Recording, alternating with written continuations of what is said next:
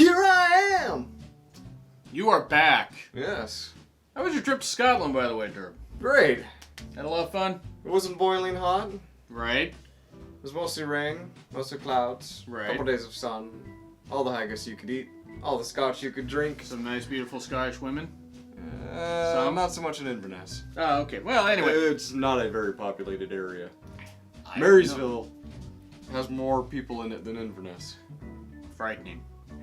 By the way, I'm Jonn Ritland, and that is... The Turbinator. Yeah, and but- I'm back. Yes, we are back doing a Raw LA review. I don't even know what the name of this will be. We'll come up with something. It was a bit of a messy show. Mm-hmm. It was Lost very... Angle-eez. I think you did Lost, do that? lost angles. Lost angles, there we go. Yeah, because actually quite a few of these angles were lost. The show was kind of on autopilot, which... It was going well for the first 2 hours, which kind of goes to show something about it. But yeah. It was going well maybe for the first 90 minutes. I started to worry a little bit about what they were doing with something. But anyway, Elias is out there and mentions Anthony Davis, because Anthony Davis recently got traded for like a ton of people from the Lakers, meaning, I'm sorry, I'm a Lakers fan, but they lost that trade. Yeah. That's a lot of players. And then... Well, I mean, that's what you get when you browse around for talent. Hey. But yes, he takes his shirt off, exciting a lot of the ladies and several of the men in the audience, I imagine. And it's a referee shirt, not this, obviously. And Seth Rollins is like, okay, motherfucker, I'm just going to hit you with a chair. A lot. Yes. He hit him with the chair a lot. Seth made it a running theme that anyone who associates themselves with Baron Corbin getting beaten. Yeah, which got old. A little. Some. I mean, he beat up all of 5 people. Yeah, but still. But he beat up Elias. That was pretty cool. Of course, Elias getting attacked with the big Tyler Black, instrument from behind. Mm-hmm. And then, so Miz comes out because we're going to start off with the Fatal 5-Way. We started with like 3 minutes of talking and then went to a match. Yeah.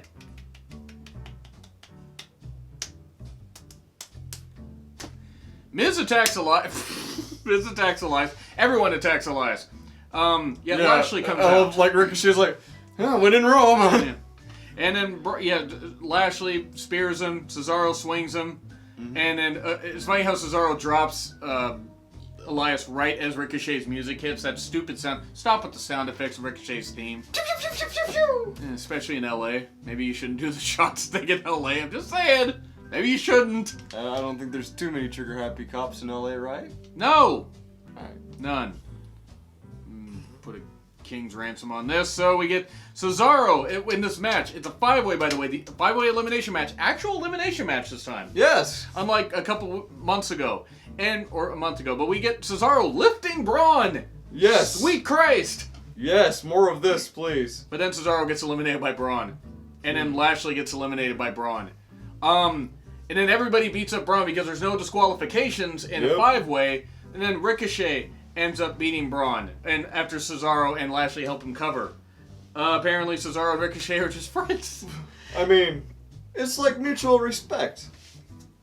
They're gonna end up being a tag team, aren't they? I wouldn't mind it. But they could do better as singles. They could. They could. But this is Vince, though. But those two together in a ring? Yeah. Come on. That's money. That's true. But we just got out of Cesaro being in a tag team, a makeshift tag team that turned into a pretty good one. Yeah. But yeah, Ricochet ends up beating Miz. Not bad exchanges between them. They do tag teams. They do. They just need to utilize the tag teams they have, and actually they could do well. And actually just combine the Raw SmackDown Tag Team Championships, go between the brands. Until they can build the roster up more. Or just go between the brands, because at this point... Yeah. Yep. Well, anyway, Ricochet wins. Once it got down to Ricochet and Miz, it was fine. Yeah. And then Joe's at ringside. Joe attacks Ricochet. And then Ricochet kind of gains the advantage over him to hype up the fact this match is happening in Stomping Grounds. There are still half the tickets available in the Tacoma Dome. So if you want to go and watch wrestling this Sunday, feel free to order tickets at withoutacause.com, where you can go to an indie event and enjoy your time. And not only that, if you have Stomping Grounds tickets and don't want to go to Without a Cause, WA. I don't know if she's going to be there, but Aubrey's usually a ref for Without a Cause. So. She is, and you know what? That'd be cool. And also, you're going to be at that indie show. I'm going to be watching Stomping Grounds at home. I'm sorry. I mean, people demand not content. that I'm going. No, that I'm not. You're having to watch Stomping Grounds in general. To be fair, though, you're enjoying the indies more, and that's fine. But yeah, this Pitfall Jones, the indie wrestler. We then get Becky and Lacey. Yeah. Lacey said, "I'm an actual Marine." Ooh. What's a spice meatball? You kept eyeballing Lacey in that sundress. I'm sorry, but she just... I mean, she did look good. She did. The provocative posing, I couldn't, you know. Was pretty nice. It was. I'm excited for this match. Yeah. Hopefully it'll be good. We'll do our Stomping Ground predictions tomorrow, by the way.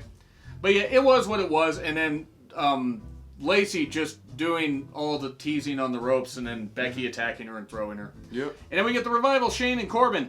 Yeah, here's a Revival and Shane, and then we get Corbin being attacked by Rollins. That's the second guy he's laid out with a chair. Mm-hmm. And then Brian, we are here to excite you. Prepare to be excited. We are so excited. Excite Bike. Yeah, him and Rowan are going to be like... Brian's going to be facing Rollins later in the night. And then the Viking Raider War Experience are there. Mm-hmm. And they stare down the tag team champions. Then they go down to beat two jobbers. Yep. And then we get Charlie Chaplin and somebody dressed down there. It's Truth and Carmella. And more 24/7 stuff. Can you please utilize your roster better than this? Please? Yeah, don't just focus on R-Truth. I know R-Truth is, in my opinion, hilarious. Oh, no, he is. But at the same time, this championship could be a lot more, and I think you could run with it a lot better than that. I'd say by the end of the month, let Drake Maverick finally get the title just to get pinned by somebody else. And then let that continue on and do something more with it. Like, focus on making it online. They have been doing that. Yeah. Actually, they've been going with and your have idea. some actual matches. I mean, they had that one with Jinder and Truth, which didn't count because nothing with Jinder really counts. I don't like it. Jinder's that bad at math, is he? I mean, they can at least we know he can count to 3, given his previous affiliations. Yeah, and remember, he is. Remember, and he can count to 3 when he tries to pin somebody in a segment instead of a match. That guy was WWE champion. I'm just going to say this. I don't like the 24/7 title. It's toasty in here. It is toasty in here. We're going to try to finish this review up. I just don't like it, but yeah. At least this was the only segment. What happened to it only being in the 3rd hour of Raw, by the way? But yeah. We then get Slater talking to Shane, Drew, and the Revival once a raise, and then Drew beats the shit out of him, talking to him out there, and Slater got killed. Yeah. And then I know you're fine. Let me do something for you. Apparently, it's to put him on long-term disability so he can spend time with his family. Because he's got kids. Yeah. Hashtag he's got kids. And then we get... hashtag under siege. Hashtag under hashtag. We then get Kevin, Sammy, and Corbin. Mm-hmm. Who's going to be the referee? EC3 shows up in a ref shirt, and Rollins lays him out again. Look, I'm sorry, but this is where I started to kind of have issues. Isn't that the second time that he hit somebody? 3rd. That's the 3rd Elias, time. Okay. Corbin, and then EC3. That's right. It's okay. Corbin's easy to forget because he's bland. Corbin did have one good line there. Well, back to the drawing board. It's like board. mint rice and with no flavor. Like, I'd never buy it. Yeah. It's Uncle Ben. No. EC3 got laid out, and then New Day's out there. It's like cup noodle without a flavor packet. God, even with some of the flavor packets, I don't know. I'm sorry. I know I love New Day. They did some entertaining stuff with EC3 in the weekend that Bernie's saying because EC3 is totally laid up. But look, stop with the wild card shit, please. This isn't helping the Raw roster. This isn't helping the SmackDown. It's actually hurting SmackDown a ton. Yes, it is. Like. You didn't even see the last 2 weeks. You were on vacation. Nope. It really hurt. I really enjoyed my time. I had Mondays and Tuesdays. Like, one Monday I went to the Isle of Skye, and then on a Tuesday I went up to like one of the most northern points of Scotland. Right. Going to the Orkney Islands. Oh, there you go. And I didn't watch Raw or SmackDown. You just had fun. So I enjoyed my time. Yeah. I watched it so you don't have to, basically, guys. Thanks, Nostalgia Critic. Yeah, but I don't work for bad people. I work for myself. Wait, I am a bad person. Anyway, Corbin says, hey, wait a second, New Day's beat up EC3. Corbin says he wants to hang a beating on them. He wants to hang a beating on 3 black guys in LA. That always ends well.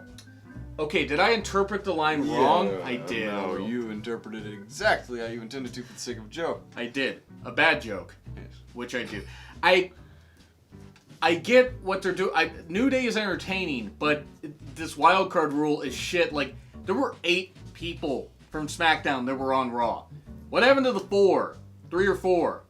Just stop. Please. Stop with this. Who needs rules when you're the boss of something? Oh, God, right? Yeah. But then we get Styles backstage.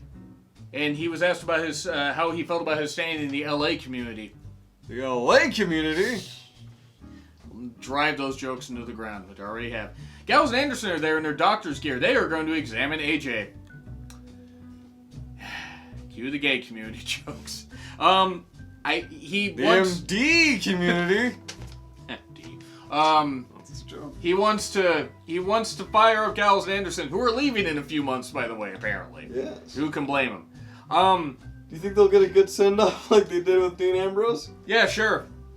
They're gonna be somewhere. If Gallows and Anderson end up in New Japan, if they don't go back to New Japan, I'll be amazed. Who's the best tag team in the world? It ain't the Usos. I'm not saying the Usos aren't really good. The Usos are the best tag team currently in WWE. In WWE. Yes. I'll give them that. Maybe with the exception of Fish and O'Reilly. I don't know, or O'Reilly and Strong. They're really good team. Well, NXT doesn't count, remember? Yep. It's good, like Nikki Cross's first title attempt tonight. Oh, right. Oh, by the way, right?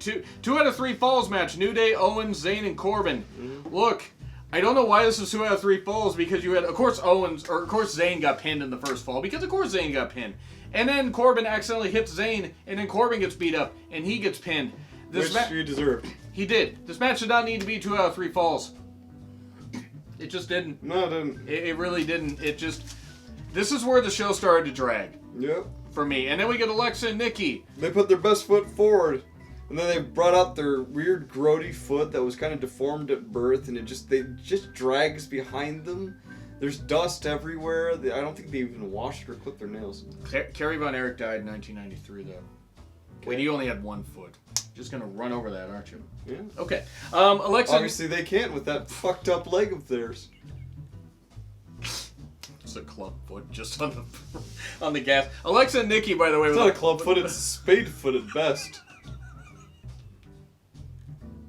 Because it's digging a trail behind them. What the fuck is this show anymore? Alexa and Nikki, by the way, there's a mug and a gift. And then Alexa's trying to get more upset with... Or get Nikki more upset at Bailey. And also, within the mug is a note. And the note was describing the upcoming firing of Nikki Cross. It just says, "You are fired!" You get what movie that's from, bravo to you. No, they're going to get a tag match for the tag titles tonight. Yep. And then we get Heyman. Is not comfortable with Rollins. He's looking very, very, very tan. He was. We get a Laker LeBron joke. He went and got the presidential spa treatment. He got that in like '89. If you ever see Heyman in '89, he had the orange hue of like Trump. It was insane. The second of 3 LeBron jokes was made. This bronzer is amazing. This LeBronzer is amazing. Lakers and LeBron. He mentioned that again, and it just. Is that why his hair's going? Yeah, actually, it would make a whole lot of sense right here. No, it's okay. Rollins sees Eric Young talking to Baron Corbin, and then lays out Eric Young. That is Eric Young's contribution to Raw in the last month. And this has been my contribution for the month. We get Uso's typical promo and a bunch of smoke, which means... We get it, you vape! Vape. Sarah Logan apparently cut a promo during a commercial about being a Viking. Why you couldn't show that during a 3-hour Raw, I have no idea. I'm a Viking and I'm okay. Works all night. I pillage all night and I raid all day. That's not where I thought you were going to go with that. Usos versus the Good Brothers. Cole mentioned at one point that the Good Brothers, Gallows and Anderson, were 3-time IWGP Tag Team Champions. Cole, you keep those letters out of your whore mouth. You keep those letters out of your mouth. You idiot. I know he's told to say it. But, okay, the Usos won. Shocking. Ow. Even though they're trying to build up towards their Japan tour event. We don't buy it. Tour event. Where they're teaming up with Triple H and the Bullet Club, Chris. Like, man, if only we had like a 4th member that was a member of the Bullet Club at some point. And it was also maybe like Continental title holder or something. Yeah. have something on the line. Yeah, no, we couldn't do that. Oh, by the way, we get Hogan plugging the Women's World Cup. Because, of course, Hogan... He's excited to see the USA beat up the South Americans, brother. Because, of course, he has to be excited with the colors getting beat up. Because that's what... It's funny, because Hogan is about as black as the people he hates right now. Like, have you seen his skin tone? It's insane. We then get Reigns and Shane. Shane says, I'm so hot they call me Mr. Fahrenheit. Shane, get off TV. Get off TV forever. Get off. Leave. Going at the speed of light, I'm gonna make a supersonic man out of you. Please, stop him now. Please, for God's please, just stop. Stop with Shane. Stop. Stop. Just stop with it. Please. It's turning into both sweaty and rap shitty. God damn it. Reigns ends up attacking everybody. Just as frustrated, he says, fuck it, I'm gonna go backstage and beat the shit out of everybody, and then beats the shit out of Shane. This is still going to lead to Shane being WWE Champion. It's going to. Yeah. You know it's going to. Yeah. And Kofi's gonna be... And we all got sliced. Would you be surprised if they actually did that? Not at this point, no. Yeah. Oh, by the way, Naomi, Natty, and Bayley with Charlie. Charlie wanted in on all that action. That is Naomi's first appearance since Money in the Bank. I think. That's Natty's first appearance as Money in the Bank, I believe. Dana Brooke, by the way, best wishes to her, because that looked like a brutal hit on Main Event. Hopefully she's okay. Bayley, by the way, says, oh no, I didn't, refuse to take a picture with a fan. More Alexa trying to stir... Why are children always trying to stir up shit? Alexa is a child, right? I mean... She's short enough. Well, probably. The Iconics versus Nikki and Alexa. Bayley is at ringside. We'll have to position her next to Leo Rush to make sure. I think Alexa might be taller. Yeah. We get... Yeah, so... Bayley's at ringside. She factors into it. It does nothing for the Iconics. It does nothing for Nikki and Alexa. Except then you get Alexa saying, oh, we should have had the titles. And then Nikki's like, well, no, we should have had them, and I'm upset at Bayley. It's her fault. This is not working at all. No, not really. It's not. It's not convincing enough with Nikki Cross because she's played a crazy character. That's her character. If you want to have her play a straight character, that's fine. Whenever play a gay character, that's Sonya's deal because Sonya's actually gay. But honestly, it's not going to work. No. It's not. I'm sorry. It's not. Then we get Firefly Funhouse. Stop. Please. Stop. Just stop. Now, admittedly, this would have been a great opportunity to do a surprise return. Like, at the very end of that would have been the perfect moment to have him appear in the middle of the ring. Even just for a moment, have the lights go out and have him disappear again. That would get the crowd fucking crazed. Keep the mystique about it. And not ruin it like you did the last time, and you'll have something here.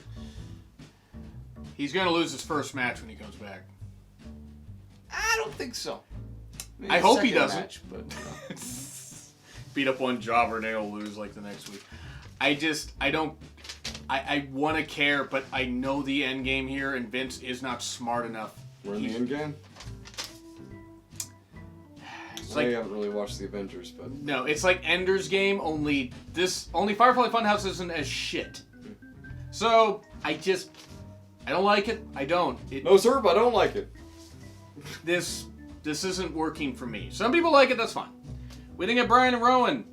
He says, Seth Rollins has never beat Daniel Bryan, but does he beat Daniel Bryanson? Bryan Danielson? Screwed that up. That's okay. You're leaving? You're done. Done. But no, we have a show to finish. Yeah, right. So we get Bryan versus Rollins, and okay, everything's going good. Dives, and then Rowan hits the claw hand and hits the slam on the claw. He hits the slam on Rollins on the apron, which, as we know, is the hardest part of the ring. That causes a DQ, and then everybody runs out. Owen, Zayn, Usos, Revival. Are we going to get a 12-man tag? No, we're gonna... Nope. The match is going to get restarted. Everyone's banned from ringside. Yeah. What a pointless endeavor this was. This is really where... They could have just said, hey, we could just, I don't know, ban everybody from ringside to begin with. But no, they kind of stopped the momentum, and while the match was good for what it was... They brought Roman in. Yeah. Roman in. It just... Roam around the world. It was fine. Rollins won. C. I mean, I'll give it a C+. I for the most part, I enjoyed it more than some of the other shows that we've had of Raw these past couple months. It's not a high bar, but it's much better than it had any right to be. I gave last week's a C-. This is much better. It's much more solid C. C+, what I'm waffling. Yeah. C+ for you and you. I have returned with a mighty poll. It's right up here. You can just go ahead and grade the show along with us and let us know what you think. But yeah, this has been Real Honesty with John Ritland. I am not John Ritland. I am the Durbinator. And you have a great night.